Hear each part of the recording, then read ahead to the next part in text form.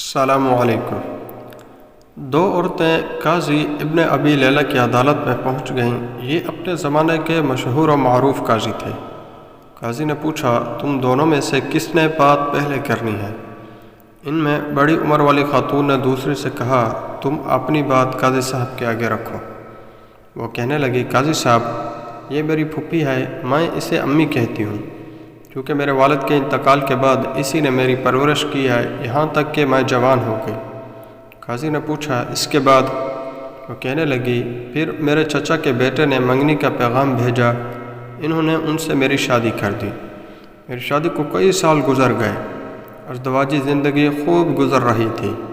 ایک دن میری یہ پھوپھی میرے گھر آئی اور میرے شوہر کو اپنی بیٹی سے دوسری شادی کی آفر کر لی، ساتھ یہ شرط رکھ لی کہ پہلی بیوی یعنی میں کا معاملہ پھوپھی کے ہاتھ میں سونپ دیں۔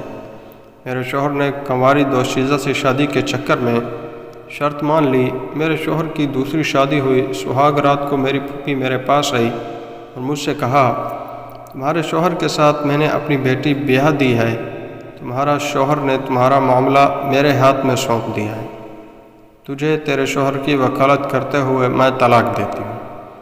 جیسا میری طلاق ہو گئی۔ کچھ عرصہ بعد میری پھوپھی کا شوہر سفر سے تھکے ہارے پہنچ گیا۔ وہ ایک شاعر اور حسن پرست انسان تھے۔ میں بن سور کے اس کے آگے بیٹھ گئی اور ان سے کہا، کیا آپ مجھ سے شادی کریں گے؟ اس کی خوشی کا ٹھکانہ نہ رہا۔ اس نے فوری ہاں کر لی۔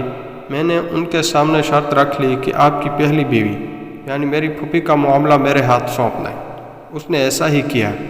میں نے وکالت کا حق استعمال کرتے ہوئے پھوپھی کو طلاق دے ڈالی اور پھوپھی کے سابقہ شوہر سے شادی کر لی۔ قاضی حیرت سے پھر وہ کہنے لگی، قاضی صاحب، کہانی ابھی ختم نہیں ہوئی۔ کچھ عرصہ بعد میرے اس شاعر شوہر کا انتقال ہوا۔ میری یہ پھوپھی وراثت کا مطالبہ کرتے پہنچ گئی۔ میں نے ان سے کہا کہ میرے شوہر نے تمہیں اپنی زندگی میں طلاق دی تھی، اب وراثت میں تمہارا کوئی حصہ نہیں۔ جھگڑا تول پکڑا۔ اس دوران میری عدت بھی گزر گئی۔ ایک دن میری یہ پھوپھی اپنی بیٹی اور داماد میرا سابقہ شوہر کو لے کر میرے گھر آئی اور وراثت کے جھگڑے میں میرے اسی سابق شوہر کو ثالث بنایا۔ اس نے مجھے کئی سالوں بعد دیکھا تھا۔ مرد اپنی پہلی محبت نہیں بھولتا، چنانچہ مجھ سے یوں مل کر اس کی پہلی محبت نے انگڑائی لی۔ میں نے ان سے کہا، کیا پھر مجھ سے شادی کرو گے؟ اس نے ہاں کر لی۔ میں نے ان کے سامنے شرط رکھ لی کہ اپنی پہلی بیوی میری پھوپھی کی بیٹی کا معاملہ میرے ہاتھ میں دے دیں۔ اس نے ایسا ہی کیا۔ میں نے اپنے سابق شوہر سے شادی کر لی اور اس کی بیوی کو شوہر کی وکالت کرتے ہوئے طلاق دے دی۔ قاضی ابن ابی لیلہ سر پکڑ کر بیٹھ گئے۔ پھر پوچھا کہ اس کیس میں اب مسئلہ کیا ہے؟ میری پھوپھی کہنے لگی، قاضی صاحب، کیا یہ حرام نہیں کہ میں اور میری بیٹی دونوں کی یہ لڑکی طلاق کروا چکی، پھر میرا شوہر اور میری بیٹی کا شوہر بھی لے اڑی، اسی پر بس نہیں، دونوں شوہروں کی وراثت بھی اپنے نام کر لیا۔ قاضی ابن ابی لیلہ کہنے لگے، مجھے تو اس کیس میں حرام کہیں نظر نہیں آیا۔ طلاق بھی جائز ہے، وکالت بھی جائز ہے۔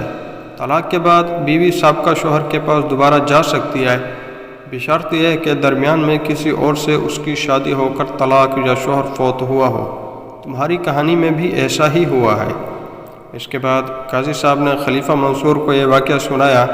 خلیفہ ہنس ہنس کر لوٹ پوٹ ہو گئے اور کہا کہ جو کوئی اپنے بھائی کے لیے گڑھا کھودے گا خود اس گڑھے میں گرے گا، اور یہ بڑھیا تو گڑھے کے بجائے گہرے سمندر میں گر گئی۔